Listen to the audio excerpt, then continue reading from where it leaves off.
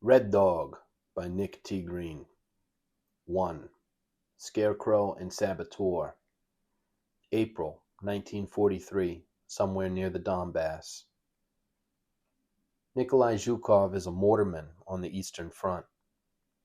Insecurity about the surname he shares with the famous General Georgy Zhukov, to whom Nikolai is not related, overlays a thick woolen blanket of clumsiness that itches and scrapes at the nape of his existence. To his ungainly movement, Nikolai owes his current predicament. He waits outside the officers' quarters to answer a charge of sabotage against the Red Army, a crime punishable by death. Sabotage. Such a laugh. A simple mistake, a bump, a trip that had knocked over one of the squad's small 50mm infantry mortars just as a bomb detonated at its base, sending a shell across the line and into a Russian truck, injuring 3 soldiers nearby. It could have happened to any man there, but it didn't. It happened to Nikolai. Always, it seemed to. And when the tube tipped and the shell's primer ignited, the most queer sense of truth and justice fell over Nikolai, who was himself not a communist or a sympathizer of Stalin. He remembered how the party had taken his family's farm, and his father and 2 uncles too, gone away for a re-education from which he supposed they would never graduate. Was Nikolai bitter toward the state? The question answered itself. Had it really been an accident then? Were there such things as accidents on the front line of life? Beside the flap opening of the drab green canvas tent, Nikolai stands at uneasy attention along with 2 others, Privates Ryzov and Vladimirovich. Nikolai knows and mistrusts Ryzov. Ryzov, the red-headed scarecrow, all 60 kilos of him. Ryzov sits alone at night in his hand-dug grave, earth and grease permanently embedded beneath his fingernails. He never wrestles or drinks or plays chess with the men, just picks his nose and cackles at irregular intervals like a suffocating seabird.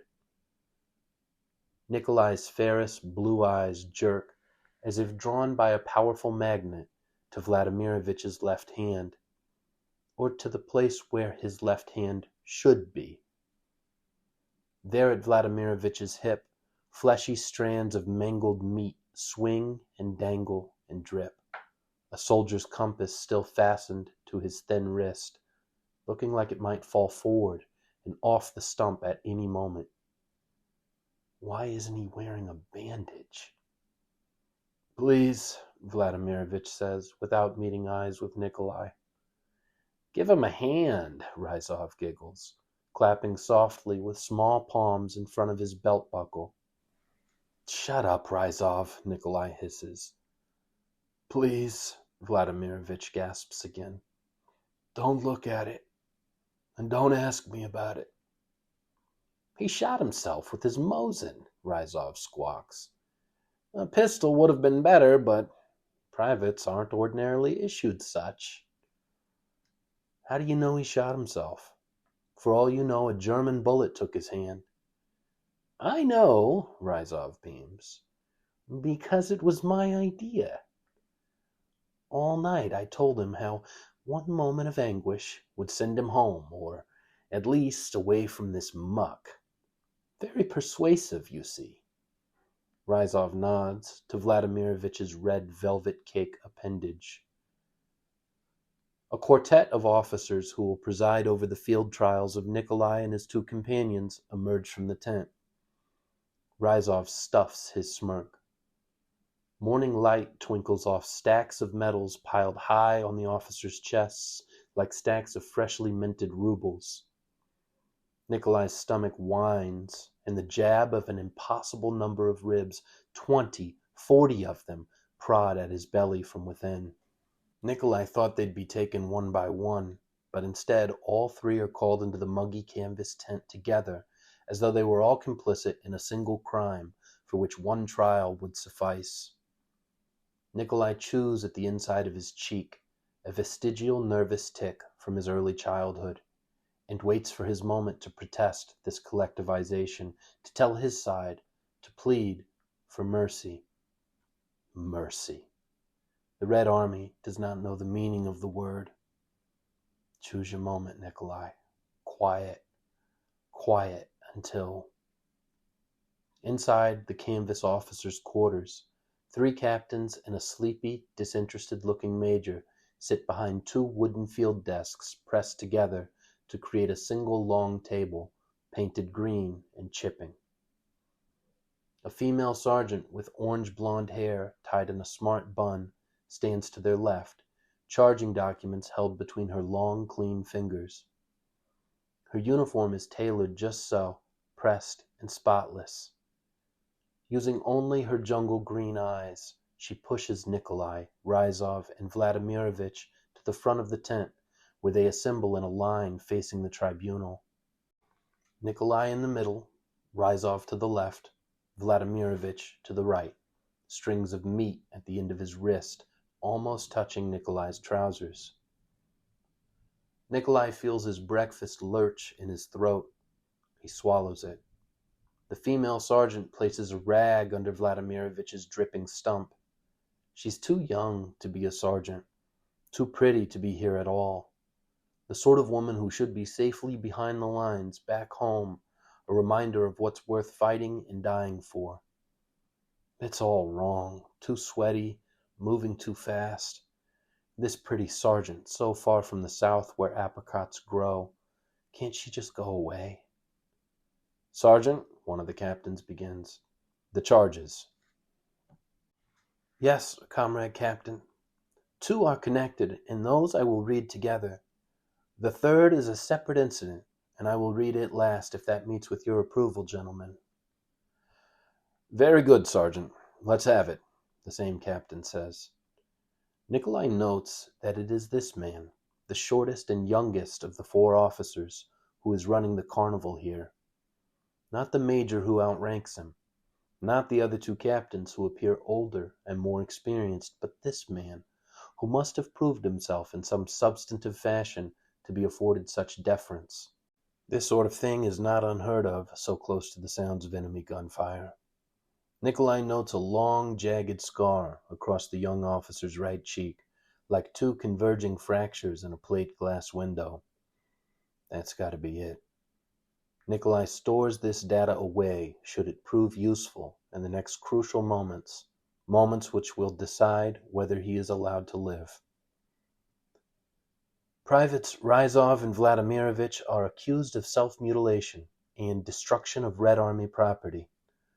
It is alleged that Vladimirovich, in an act of cowardice, encouraged by the malingering Ryzov, shot himself in the hand with his service rifle in order to avoid further fighting. Ryzov is also shot then. No, comrade captain. Ryzov is only alleged to have encouraged Vladimirovich's action. And the property? Vladimirovich's hand, the young apricot sergeant says. He's a soldier in the Red Army. His hand is the property of the Ridiculous, the young captain says, rolling his eyes and waving her off. Nikolai notes a missing little finger, adopted away from its brothers at the first knuckle. Private Vladimirovich, the major interrupts. You are a private, is that correct? Yes, comrade major. And Ryzov, also a private. Vladimirovich takes too long to respond.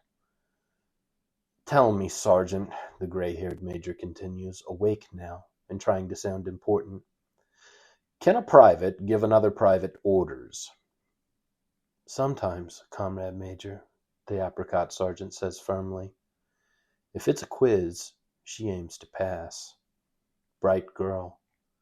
Sometimes, yes, but in this instance, was Ryzov so empowered, either officially or implicitly due to conditions on the field of battle? No, the apricot sergeant says, blushing a little. Fine, the young captain says. So it does not matter whether Ryzov whispered in Vladimirovich's ear. It only matters that Vladimirovitch has no hand, and moreover, no spine with which to resist the rantings of a possible lunatic. The task before this panel is to determine whether he did it to himself, and if so, was that action deliberate or accidental? Witnesses, the major says. The apricot sergeant chucks her emeralds to Ryzov without turning her head away from the tribunal. Just one, she says. Ryzov only needs to be quiet. Say it was an accident, if you have to say anything at all. His silence here now would be enough to acquit Vladimirovitch and likely himself as well. It's the only play. The only thing that makes sense. Any sane person would... I saw him do it. Not 3 meters from me. Accidents happen, the short captain suggests, his sharp stare and deep scar tissue imploring Ryzov to hoist on to this rare and generous lifeline. No, Ryzov says. He meant it. The short captain pinches his disdain between his pursed lips, shakes his head. And this one, the major says, pointing a thick sausage finger, his middle finger and not his index, to Nikolai's spot in the middle. Quiet. Not yet, Nikolai. Accused of sabotage against the Red Army. Sent a mortar shell across the line into a truck. How many killed? The short captain asks. None. 3 injured, 1 dispatched to medical for treatment. The other 2 are superficial cases, more or less. The apricot sergeant's words roll out with no severity, no judgment, like sweet lemon cream cakes and cucumber water in the shade. Private Zhukov, the major scrutinizes. Yes, comrade major, Nikolai says. No relation. Too bad for you, the major says. Patience, Nikolai. You aimed your mortar across the line, the short captain whips. No lifeline here, not yet. No, comrade captain, I tripped while carrying shells to my team, and in so doing, knocked another team's mortar to its side just as a bomb detonated at its base. I am guilty of clumsiness, stupidity, yes, all my life a klutz incarnate. What am I, if not a blunderous bore, a fool, certainly, but not a saboteur, not a traitor, never that. You were conscripted, Zhukov, the short captain asks. The impulse to lie weaves into Nikolai's skin with the speed and precision of a fine industrial sewing machine. How would they know? They can't check. Not easily, not here, not now. But what if they can? What if they already know the answer? What if this is simply a test? Bright boy, if it's a test, you aim to pass. On my 19th birthday, comrade captain, last summer, I had been in school for veterinary medicine and... The short captain nods, lights a cigarette. You'd have us believe that your crime, the sleepy major laughs, is that you've got lard where you should have brains. Nikolai seizes this moment of levity, riffs on it.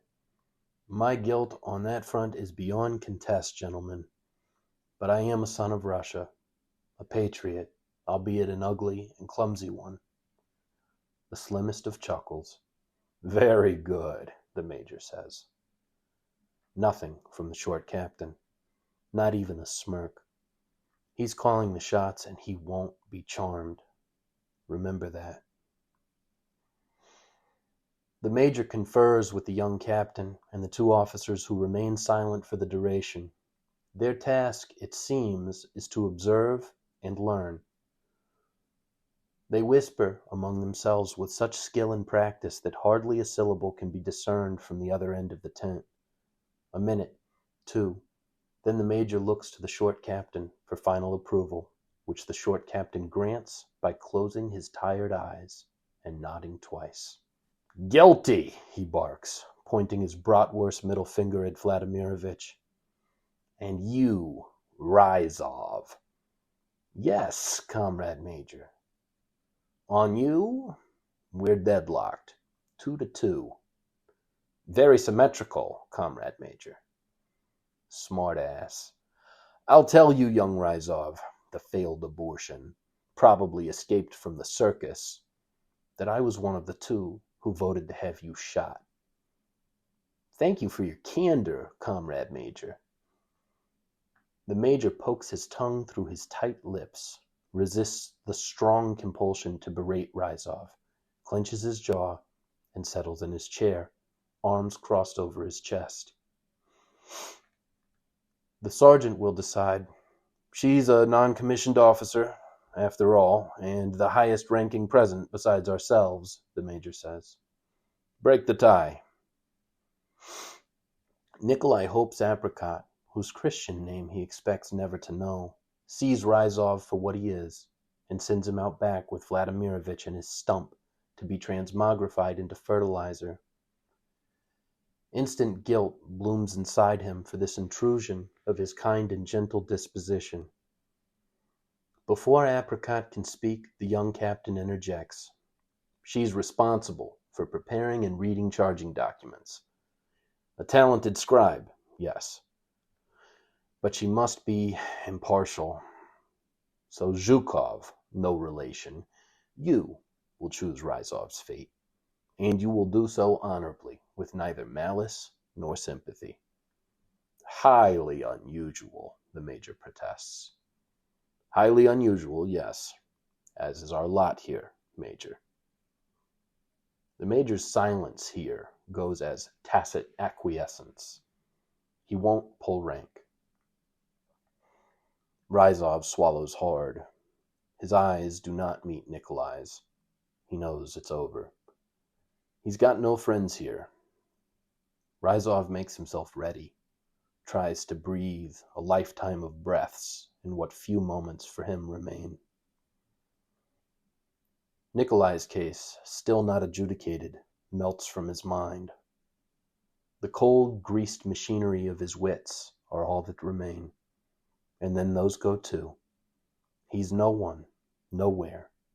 He hears his own voice as a stranger, steady now, confident, disembodied and alien to him. Acquittal, if the decision is mine, gentlemen. The words surprise Ryzov, who stuffs a guffaw into a cough that he buries into his armpit. The words surprise Nikolai even more, and again he feels a strange sense of regret. Guilt growing in the fertile earth of his soul. Responsibility for the trouble Ryzov will almost without a doubt perpetuate in the future. He knows this red-headed scarecrow couldn't be good. But Nikolai wasn't a killer in his heart. He knew that too. Mercy. You like animals, the short captain says.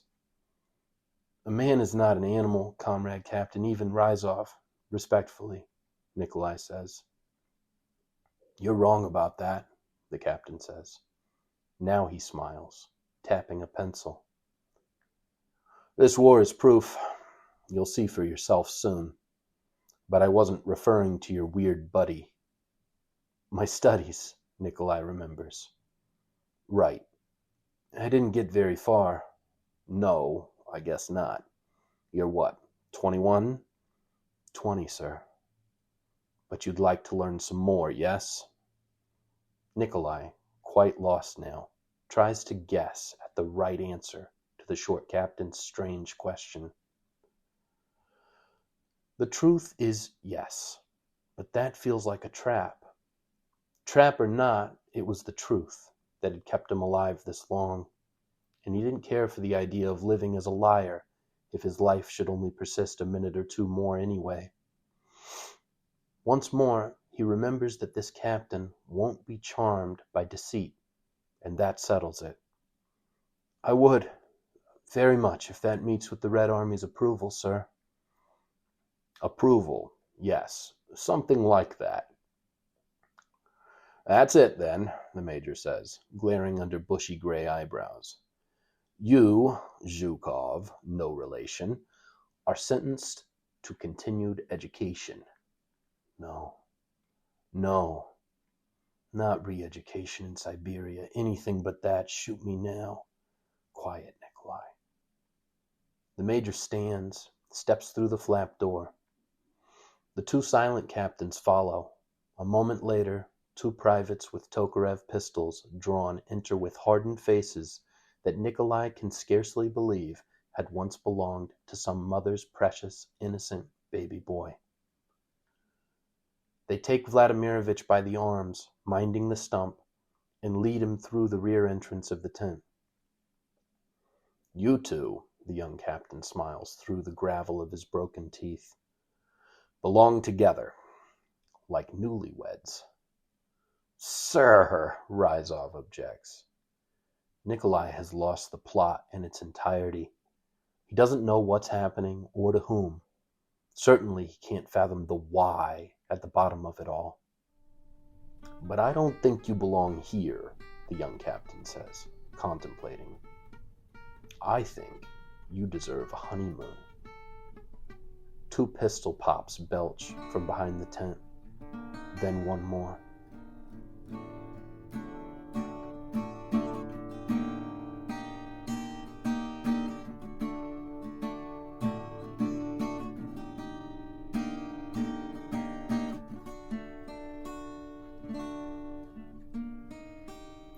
Two, the fracked sergeant and the woodpecker.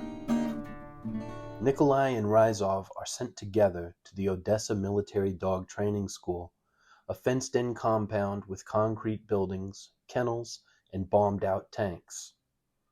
Due to his experience wrangling livestock as a hired hand with the Moscow circus before the war, Ryzov is promoted to junior sergeant and given a stripe to wear on his shoulder straps.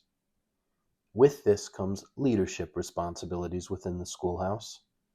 Had the major known Ryzov to actually be an escaped circus freak? Coincidence on that score seemed impossible. A dirty bit of business, this dog work. The goal, as near as Nikolai can tell, is to bond with these canines, to befriend them, to condition them to abide by all orders without hesitation or question, to love these beasts and make these beasts love them back, with a loyalty and intensity unknown between human beings, and then to send these furry children into the downpour of steel, chasing madly after German tanks with mines strapped to their backs, to forge dog and bomb into a congruous flesh and high explosive composite. Boom. So goes my love. There are only two breeds at the Odessa schoolhouse. By far the most common is the German Shepherd, or mutts, who can passably be called German Shepherds more precisely. A much smaller number of collies are kept and delved out to troops who struggle to command the more energetic and occasionally much more aggressive shepherds. The overwhelming majority of both breeds are male, with just a couple females pressed into service, it seems, out of simple, desperate necessity. This is not a military plan that Nikolai, or anyone else, has much confidence in, with the notable and enthusiastic exception of Ryzov, who has found his reason for being here by the Black Sea. Ryzov, cozy in his new and absurd position of modest leadership, is made responsible for pairing trainers with animals. To himself, the trimmest, tallest, blackest shepherd, with the sharpest teeth and the most keen eyes, who he calls Victor. Victor, a beast built like a flat car train and seemingly powered by burning coal furnaces somewhere beneath that brilliant, bottomless black coat. Without even giving Nikolai a chance to try and fail with the shepherd, Ryzov assigns him a pretty rough collie called Polly. Nikolai resents this little ball of fluff, though somewhere in the more honest cockles of his heart, he knows that he has no business being here at all, least of all with a large, powerful animal like a German shepherd. Still, he is cold to Polly at first, calls her Suka, bitch, when Ryzov is not around. This burns off after the first week as Nikolai is forced to confront the truth of his own sorry nature. There is a special rung in hell for men who are mean to animals. Nikolai has known this from the time he was a boy, when his little sister Maria witnessed him cruelly and senselessly shoot a white-backed woodpecker with his slingshot in the lot behind his family home just outside of Smolensk. Nikolai remembers how he waited motionlessly in ambush, letting the mosquitoes feast on his still forearms until a suitable target perched itself on a branch 20 or so meters away. He lined up his slingshot, slow, steady, and drew it back. His breath held, his heartbeat slow. He evenly released pressure from the ball and cord. He didn't feel the shot break. He never did when he sent a good one. Wham! The woodpecker swung around, its talons clutching to the branch as if to life itself. The bird inverted itself, hung upside down from the tree, gripping. While Nikolai stalked his prey, Maria stalked him from behind like a good spy. Being a tender and compassionate child of good moral constitution, when Nikolai shot the woodpecker, Maria broke cover. Nikolai watched as she sprinted to the house. She ratted him out straight away. Good girl. Nikolai's mother, furious, forced her only son to hold the mortally wounded bird in his small and soft, pale palms while it gasped and flapped to death. A sad, snotty, shameful affair that seemed to cost Nikolai hours of his life, but which probably lasted only a few minutes. Afterward, Nikolai's mother made him write an apology to the woodpecker, to its avian mother and father and brothers and sisters. Nikolai rolled this confession up and stuffed it into a glass milk bottle capped with a cork. He buried it with the bird in a modest grave near the timberline, which he marked with a large and partially burned stump from the woodpile. Nikolai would have thought himself incapable of forgetting his mother's lesson, and here he had failed her and himself again. Remember, son, man has no right to be unkind to God's creatures. Polly is a fine dog, Nikolai reasons, meek and calm like himself, contemplative and cautious, and too much so for this hard place, also like himself. Nikolai doubts that either he or Polly will survive long outside of these training grounds.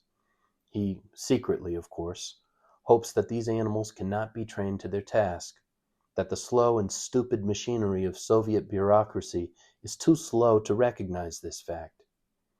He prays they can stay here until peace, whatever that means, makes herself known.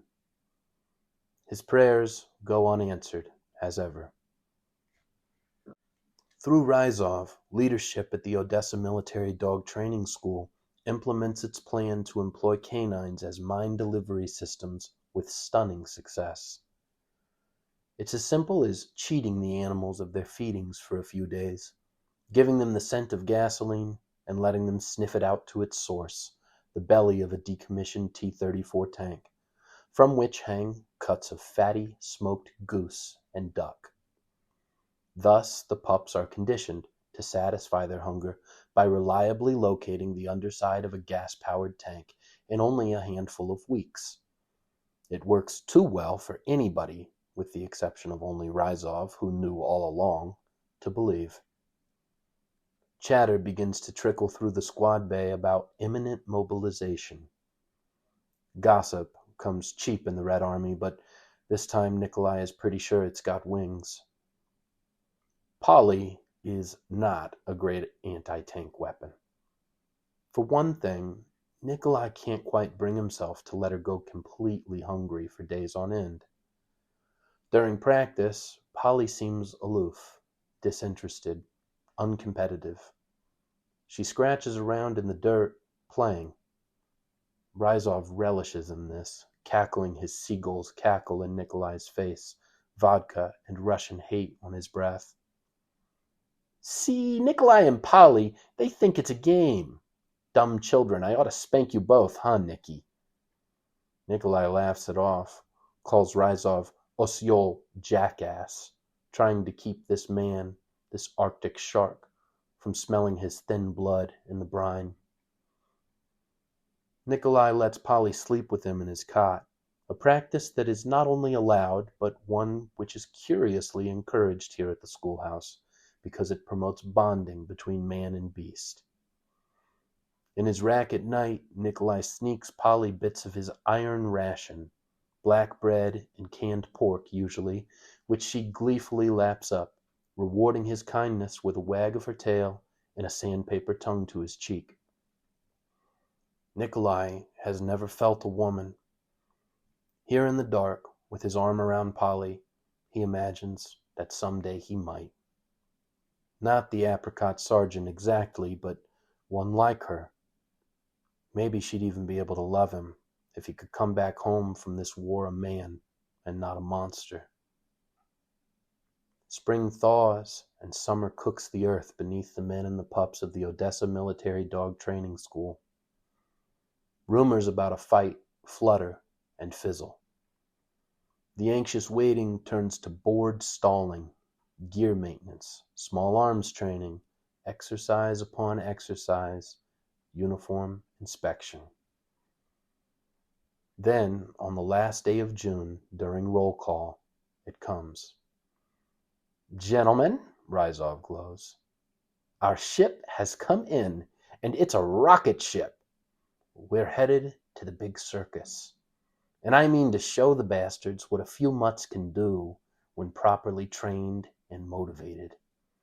Pack up. We leave tomorrow night. No other details were given. Did Ryzov know them? Nikolai doubts it.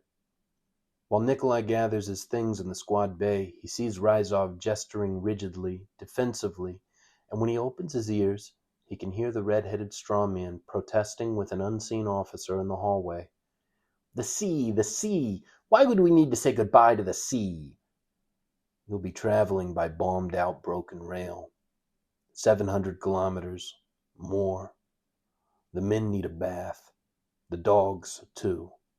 Some of these boys aren't coming back, Ryzov, and none of these poor doomed dogs are. You all deserve a beach day before the train. Go, and try to enjoy yourself. Sir, with respect, the time would be better spent. Do as you're told. Say no more. Go, away from me.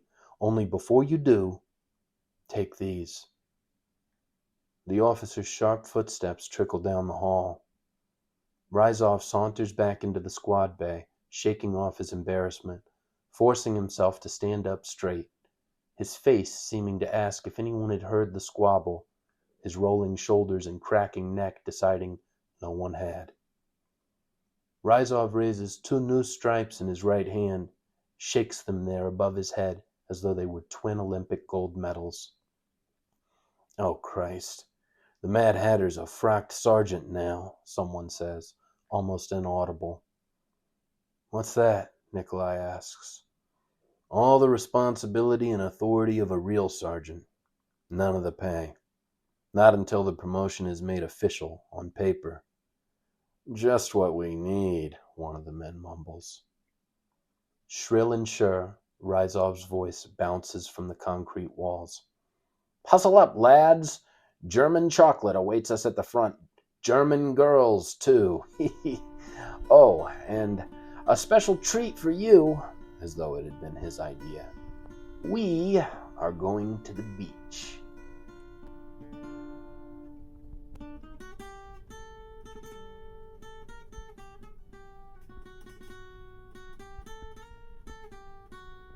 Three. Cool water and that cold wind. Luzanovoka Beach. Nikolai has never seen the Black Sea, expects never to see it again after this day. The Black Sea. Nikolai wonders now, why was it possibly called that? The ocean was neither black nor an especially dark blue, but rather a vibrant turquoise with golden gleams of infant summer sunshine, which caromed from its soft, quiet waves like so many doubloons. From the top of a small shaded hill, nestled against the tree line a few hundred meters from the beach, Nikolai can see an oil slick a kilometer or so out. That's black, onyx and lightless. A reminder that this was no vacation, but a sort of living funeral procession, reaching out to the sky with eerie desperation from that grease spot in the open ocean, the bow and port of an overturned minesweeper ship. Nikolai imagined the skeletons of a dozen or more young boys trapped below deck, being feasted on by crabs, the spiders of the sea, eye sockets of the men's skulls, forming places of refuge for tiny fish and mollusks and whatever. Ryzov and the shepherds are already well at play by the time Nikolai and Polly make their way to the waterline, fine dry sand crunching along the bottom of their paws. They tiptoe into water that's colder than Nikolai expected it to be this far into June. Ryzov and the men throw a bit of driftwood out into the surf and amuse themselves as their respective canines race after that smoothed and worn stick in a mad dash for glory. It's Ryzov's black bullet, Victor, who more times than not swims back with the driftwood prize. Nikolai is pretty sure the rounds that Victor loses, he loses in the spirit of fair play, to keep the other dogs interested, to prolong the game. There is no nonsense or sportsmanship in Ryzov, though. Nothing but a violent struggle for supremacy. He swears and slaps at the waves when Victor comes up short. Nor is he alone in this. The men are rabid as they jeer and clamor for their dogs to claim the prize, cursing and dunking one another, spitting mouthfuls of seawater in each other's faces. And who, here, are the beasts? Polly is not a strong swimmer. Neither is Nikolai. They stay near the shore, paddling, plopping up and down in shallow water. Nikolai bounces Polly in his arms as waves crash in, bobbing her head above the incoming salty froth, like a father holding his infant daughter on her first excursion to the beach. When a big bastard wave rolls in and overtakes Nikolai and Polly both, Nikolai considers for perhaps 1/100th of 1 second, barely long enough to register as a thought at all, that the kindest thing he could do for Polly would be to hold her beneath the water here in the Black Sea on what is certain to be her last good day. Drown her. Drown himself. For the good of all men, he should anchor himself to the sea floor and... The tide pulls back its watery curtain. Nikolai blinks away the salt and the shame. Polly licks her lips, paddles away a few meters, turns, paddles back to the safety of Nikolai's embrace.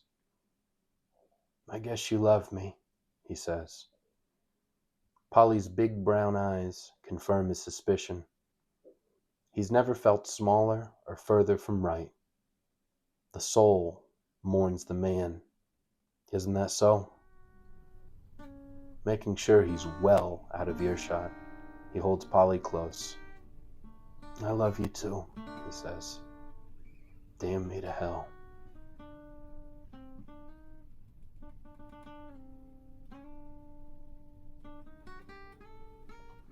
"4. Track and Iron Gospel." It's not a passenger train, but a patchwork of boxcars, some requisitioned livestock wagons, many bearing the faded markings of past cargo, chalk scrawls, sun-bleached propaganda slogans, a big, red, five-pointed enamel star welded above the locomotive's grill. The Red Army's logistics are stretched thin.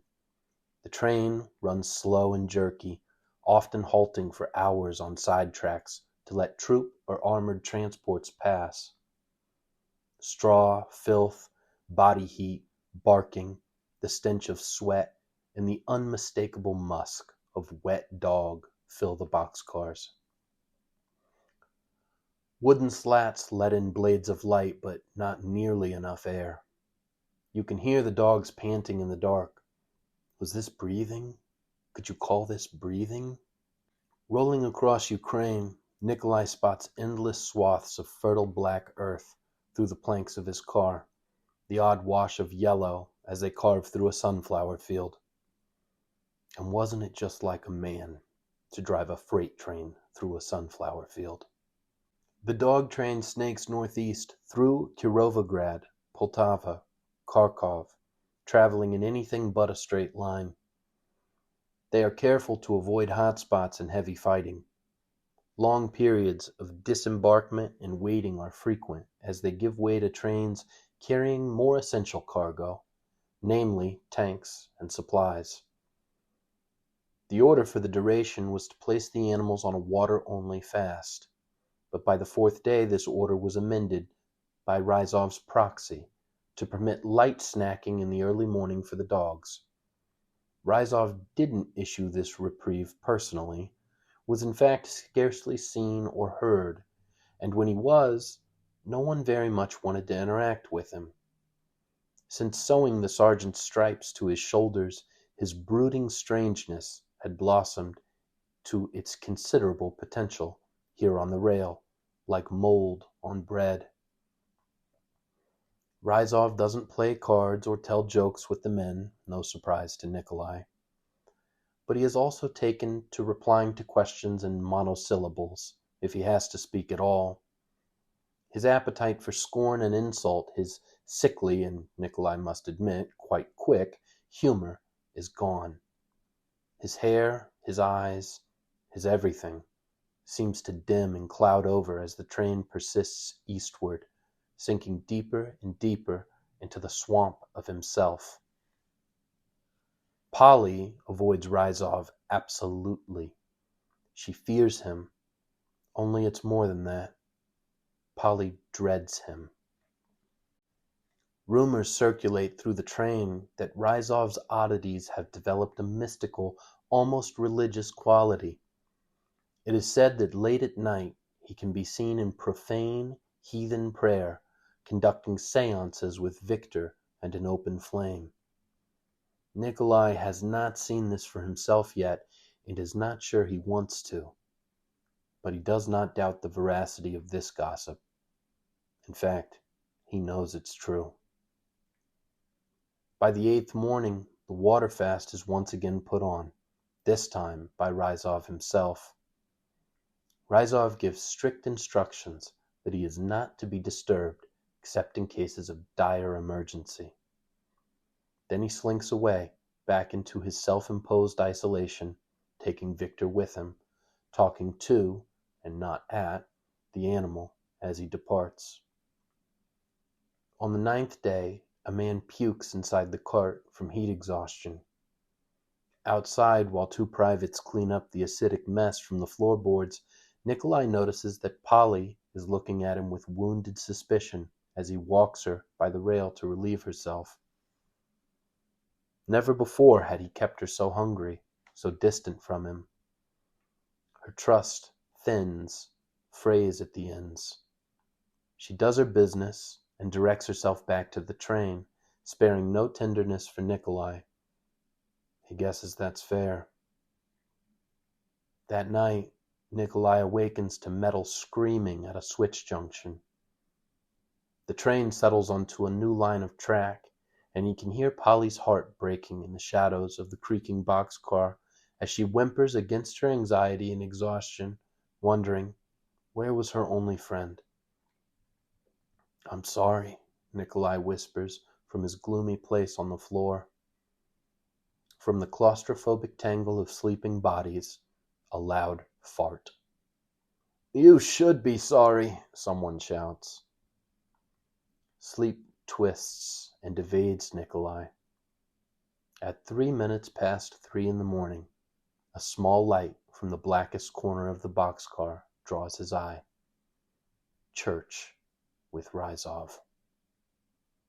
He watches on in fascination and terror, wishing he could make himself small again, a boy near Smolensk who would mind his mother and feed his baby sister raisins anytime she asked. Ryzov kneels there in the dark. He places a headdress made of bent and woven sticks onto Victor's head. Victor tries to shake it loose, but Ryzov holds it in place until Victor sits still. Ryzov then lights a small twine of grease-soaked straw, which he holds in his gloved hands while it burns.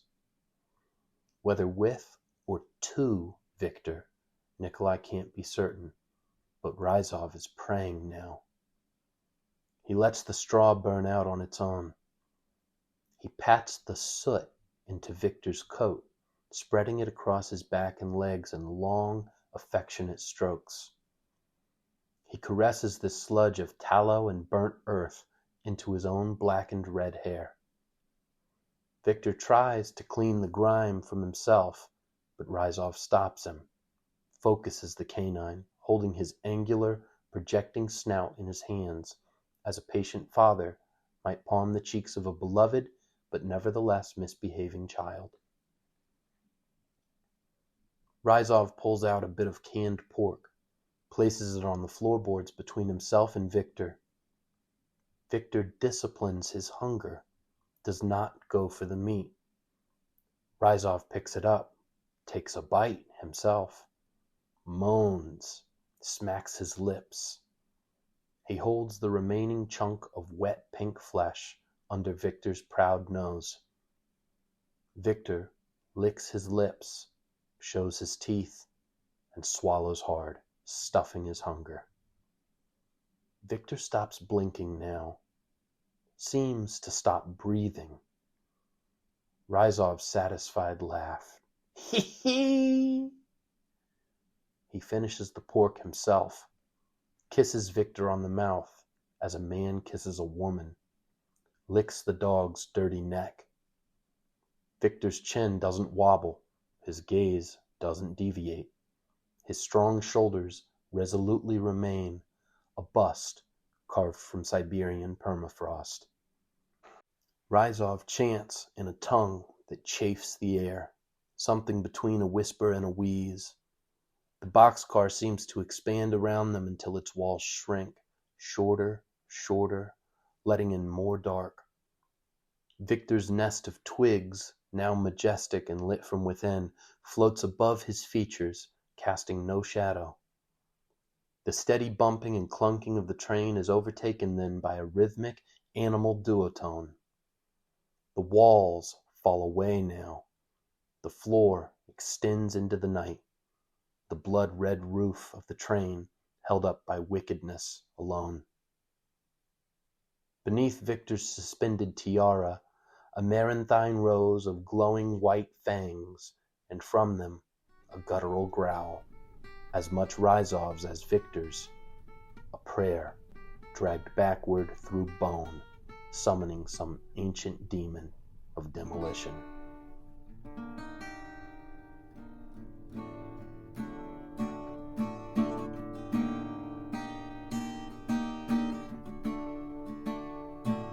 Five. Not by sight. July 10th, 1943. Daybreak, just outside of Kursk. Nikolai spills out of the boxcar, out of one nightmare and into another. His mind loses its ability to process motion, and everything henceforth is perceptible to him only in opaque, still images. In the first, he can see Ryzov and Victor rushing the men from the track, leading them into the forest on foot, dogs and supplies dragged behind.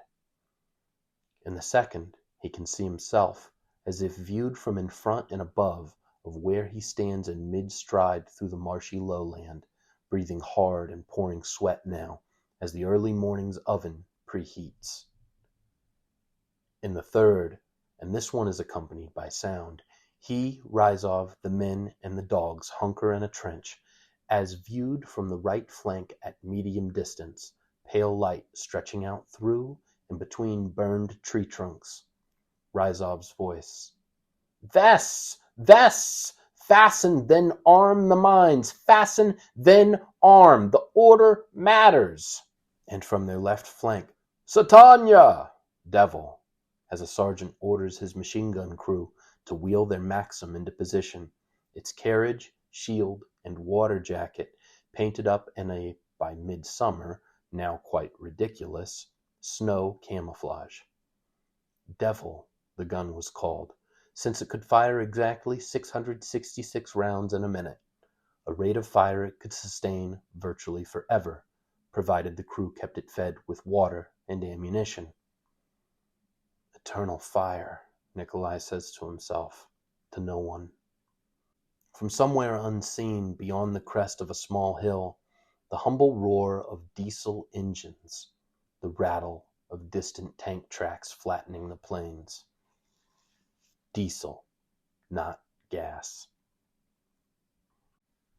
Nikolai senses, but cannot see, himself let go of Polly, her vest just buckled as tight as it would go, and still flopping about her thin midsection. He feels his knees snap and crackle as he stands, feels his fingers slipping into Ryzov's collar, imagines the two sergeant's stripes crumpling there in his bunched-up fists, can feel them malforming in his fingers, but cannot see anything but the frozen frame from the right of where he now stands. In the next slide, Ryzov's nose nearly touches Nikolai's. The thick aroma of pork breath and burned grease emanates between them. Nikolai's voice. We train them in our tanks. Russian tanks. Don't you see?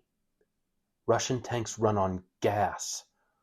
Those are German tanks beyond that ridge, Ryzov. Surely you smell it. Diesel, not gas. You've got to stop this. Nikolai feels Ryzov wriggle free from his grip. He flails for the scarecrow, but cannot see where he has moved to.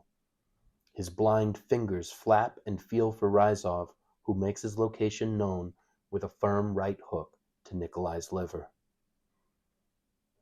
Nikolai feels, but cannot see, himself being flung to the earth by Ryzov's small, powerful, gloved hands. Lucky I don't kill you, Ryzov seethes. You saved me once. I never asked you to, but you did, and it's never sat right with me. Now, it doesn't have to. I spare you. We're square. You hear me? On your feet, Zhukov. Up. The last image is Ryzov cradling Polly, who shivers as though it were dead winter. Stupid bastard, you didn't arm her. The cold metallic clack of the mine's safety lever releasing. Polly's futile attempt to twist away from the scarecrow. A fluffy whimper. Then all the images crunch together and start moving again. Satan's heart thrums from their left at exactly 666 beats per minute. Bum, bum, bum, bum, bum, bum, bum, bum, bum. A string of impacts pepper the hill 20 feet in front of the nose of a Tiger tank as it climbs up and over the peak of the small hill. The gunner adjusts. Bullets pling and spark pitifully against the tank's armor. Infantrymen to the left and right of the tanks dive for cover, or else are cut down, spinning like ballerinas, by the gun's unrelenting volley of copper-jacketed lead. Swoosh! German 8-centimeter mortars suck all the oxygen from the sky as they plummet, filling the atmosphere with noise and unbreathable sulfur. Earth and rock rise and rain down in front of the machine gun team, obscuring their line of sight. 1, 2, 3 bombs fall, interspersed by less than half a second each. The Maxim rattles on, firing through the debris until it disappears in a puff of soil and shrapnel along with its crew. That rips apart all the sound. Nikolai can't hear the whistle. He can't hear anything anymore. He only sees the whistle, the signal to release the dogs, pursed between Ryzov's dry, cracked lips, his cheeks puffed out as he stands and blows his diminutive trumpet in the trench. Polly scampers from Nikolai, who doesn't let go, not exactly. She rips herself from him. Thank God she doesn't look back. That Nikolai was pretty sure he couldn't take. The little ball of brown and white fuzz bounds across the open terrain toward the German tanks, the pressure-sensitive stick protruding from her mine vest, swinging and bouncing as she goes. Nikolai watches her until his eyes are pulled forward to the place where Victor, leading the pack, tears at the earth, sidestepping Small Arm's fire as if guided by divinity to his purpose. Unkillable, Victor surges forward, a black blur with a green antenna growing from its muscular back like some prehistoric insect. Ryzov's hands form fists. He lurches forward, controlling Victor with his mind, his eyes. He isolates a panzer, not the closest to their trench, but the second closest, unprotected at its right flank. Victor angles toward the lame panzer, slips in front of its main gun and leaps, dives headlong, legs extended, sliding to its soft underbelly. The ground wobbles. Ryzov jolts as the panzer jumps from the ground, vapor and fire jutting from its hatch. His whistle falls to the dirt. Nikolai's silence grows more silent somehow, devoid of all the tingles and trembles with which sound populates the air. He watches charcoal tufts of howling smoke swallow the panzer. Victor is nowhere. Bits of metal, meat, and diesel-soaked fur pour from the clouds. The shock doesn't last long. It can't. Another bursts in its place. To Nikolai's extreme right, almost behind him, another tank rolls over a shepherd and boom! This time, it's a Russian T-34 painted olive green. The problem revealed itself to all at once. It was Nikolai who had warned. Diesel, not gas. Many of the shepherds and a few of the collies had become disoriented and were presently dashing back to the Red Army lines where they smelled gas and hoped to find food. A few of them probably just wanted to find their handlers some comfort, something that made sense. A collie leaps into the trench, turning end over end as he misjudged his landing, eviscerating the short private, who was truly too old to belong here in the first place, leaving behind only his smoldering leather boots and lower legs, which were wrapped in dirty stockings, since the Red Army did not have enough socks for lowly privates. "Shoot! Shoot them!" Ryzov orders. Nikolai crawls forward out of the trench, scanning the horizon for Polly, sure he'll see her bouncing back toward him. In the distance, dogs freeze and fall as they return, rifle bullets bisecting their lungs, their bellies, their hearts. Nikolai readies himself to move, to run. Just as soon as he sees Polly, he'll run and grab her and throw that cursed vest away. Let Ryzov's ghouls shoot him. Let the Germans. He's made up his mind to die a man, not a monster. 150 meters out. Polly. No vest. She'd shaken it off her starved frame, must have, and now there she is, as God made her. Beautiful, bouncy, a little dirty, but Nikolai sees it. The price he'll pay. Polly is encircled, dry grass roaring red and yellow to her front. Victor's ruined panzer at her back, oil and brush lapping up in knee-high flames, mirage from the heat, causing her image to blur and dance in the distance. Nikolai drops his carbine, says to the men near him, "Grenades, grenades!" 2 men hand him RGD-33 stick-type grenades. Ryzov scowls from behind, pulls a third from his belt, and passes it to Nikolai's desperate hands, outstretched as though receiving his own newborn son as he claims his basket of bombs. Nikolai tucks 2 of the grenades under his left arm, unscrews the safety cap at the base of the third, pulls the string, and flies from the trench. 1 step, 2 steps, 3 steps, 4, and when his left boot hits the dirt, he hurls the grenade as far and as high as he can. It bursts in flight 20 meters above the earth. Nikolai trips, a damn clumsiness, only this time it saves his life rather than endangering it. A German machine gun from the crest of the hill shreds the sky at 1,200 rounds a minute. If the Maxim was the devil's paintbrush, what demonic depiction was this machine now sketching? Nikolai hears an unbroken procession of sonic thwacks over his head, a single snap like an impossibly long bullwhip. He crawls in tall grass toward the sound of the gun now, blind again as he dares not look up, his oversized helmet limiting even his view of the soil. He crawls, unseeing, to where he imagines Polly must be. He's sure he's going to get it. Any second now, to the head, the neck, the spine, to his thin, nearly non-existent ass cheeks. The German gunner does not focus his attention on Nikolai long, and why would he?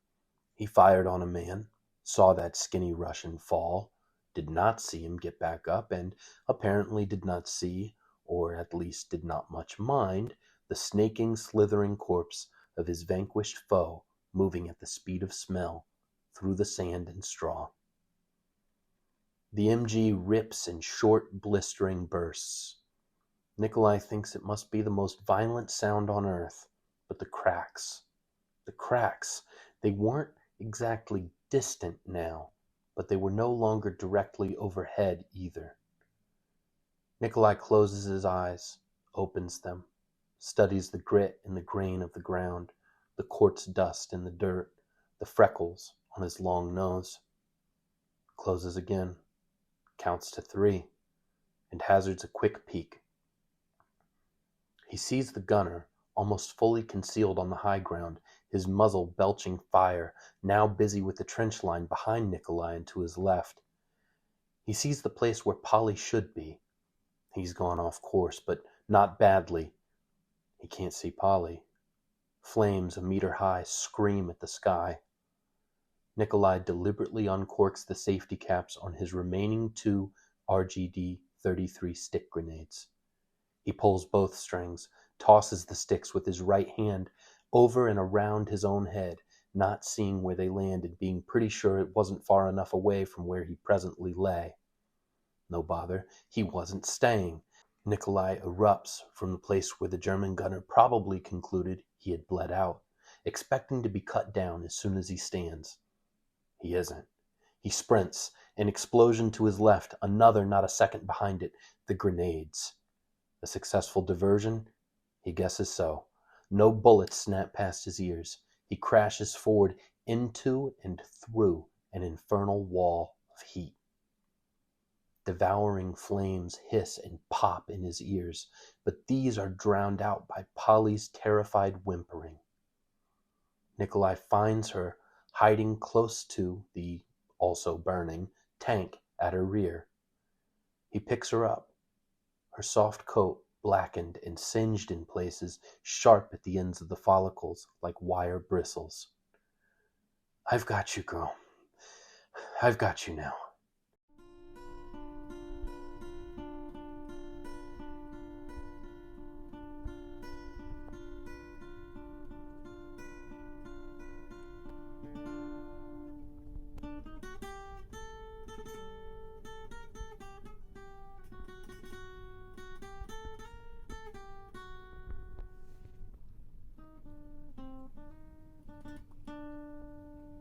Six.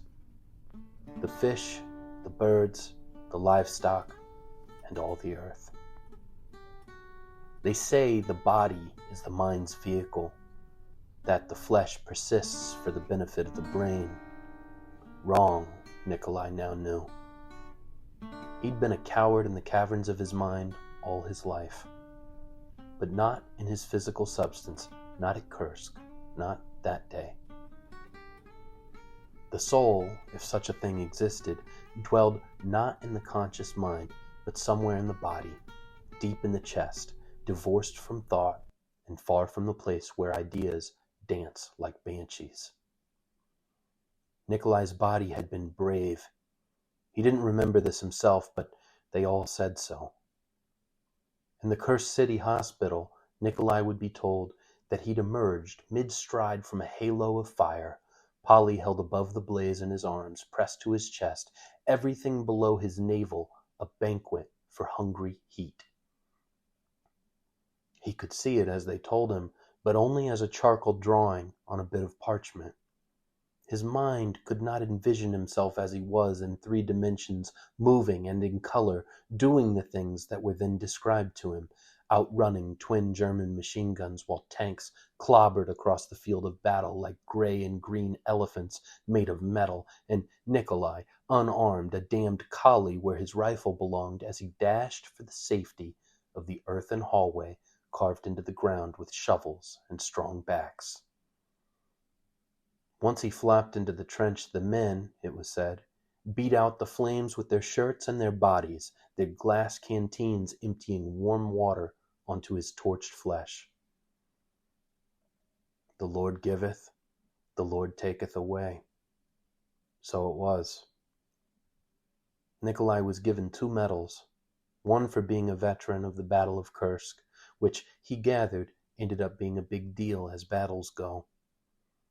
The second was the Order of the Patriotic War, the nation's 4th highest decoration. A modest trophy, but more than anyone would have earmarked him for, as he was hauled off to his field trial for sabotage only a few months before.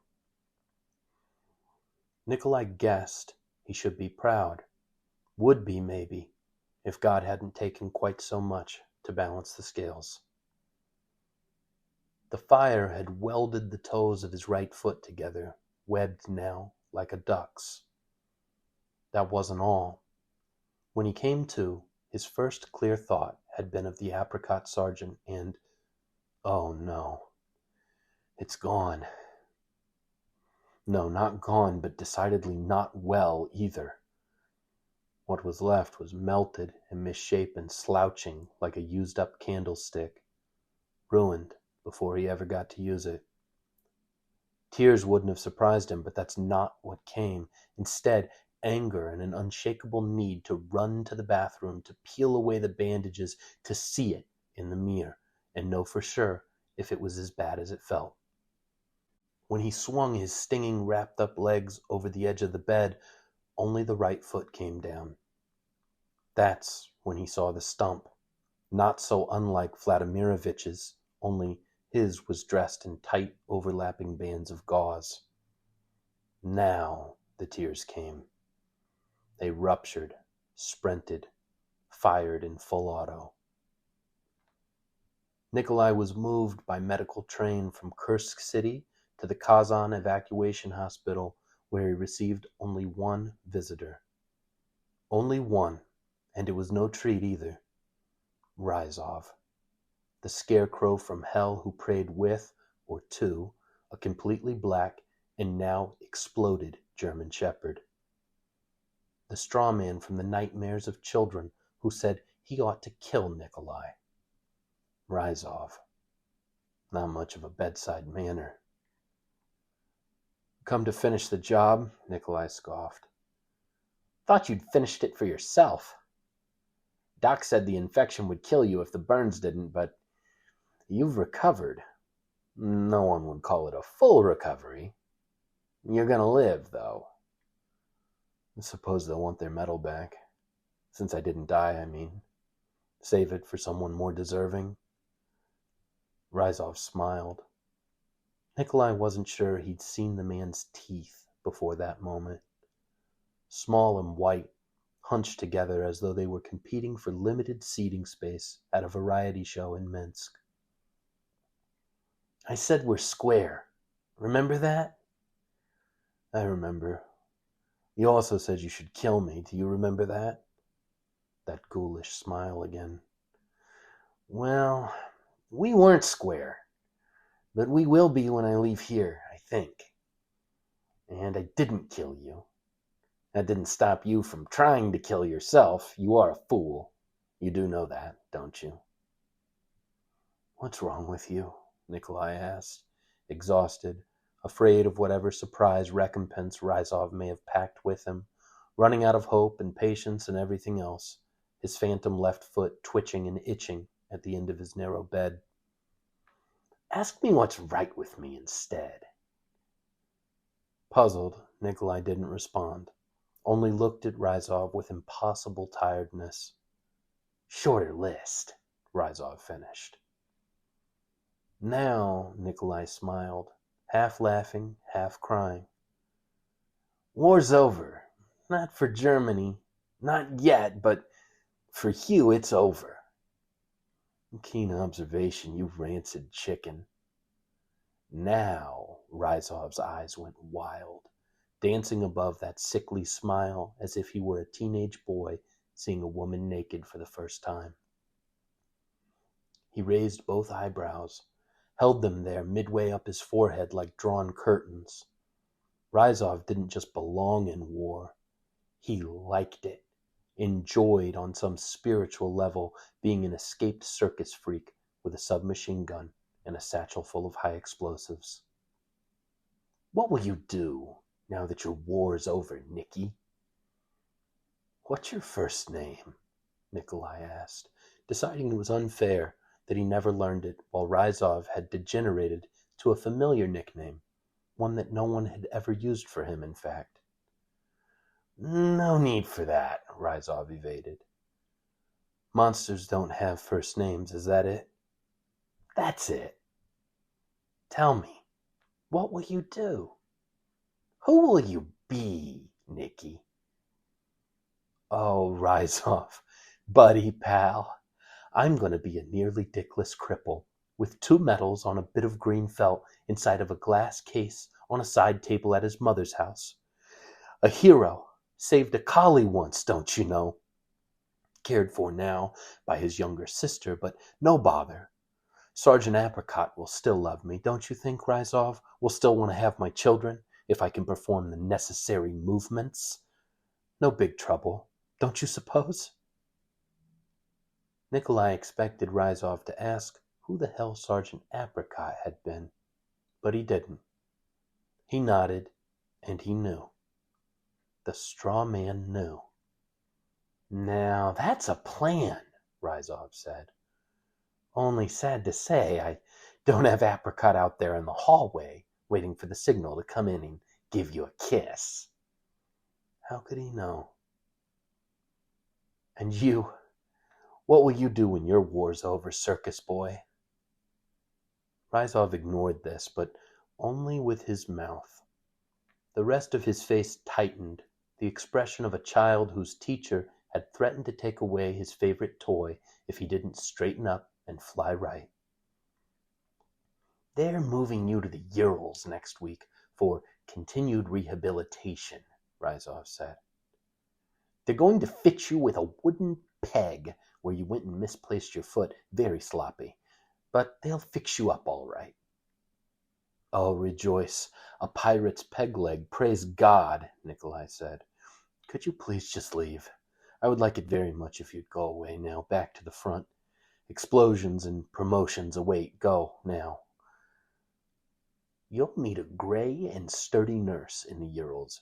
Very thick ankles. You can't miss her. She's expecting you. When you're discharged, she has something for you. Her name is Anya. Nikolai glared back at Ryzov, confusion and contempt, but no words. Anya.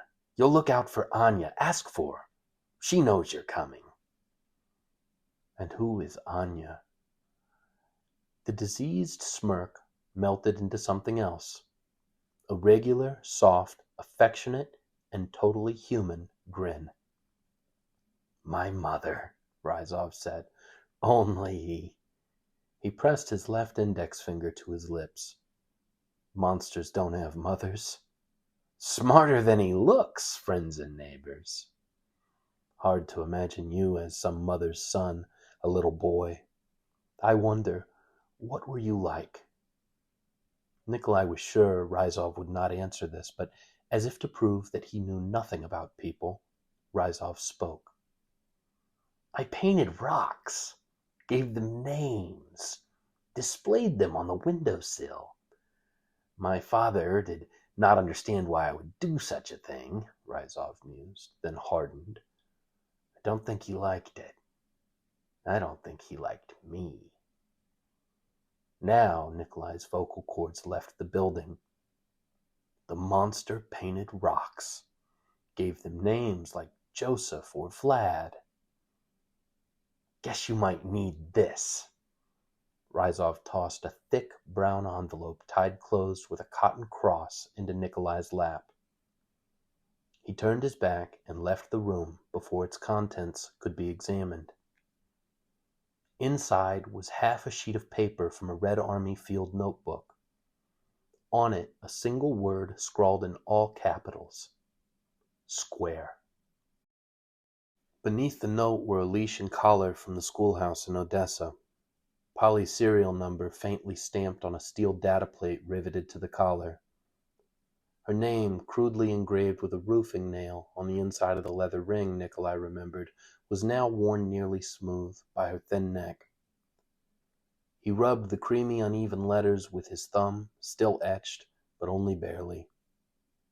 Nikolai pulled the sheets over his arms and shoulders, up to his chin, the leash and collar pressed to his chest in a desperate hug. Tears again, this time warm and enveloping, like vapor from a cup of coffee on a spring morning on his mother's porch back in Smolensk. Anya.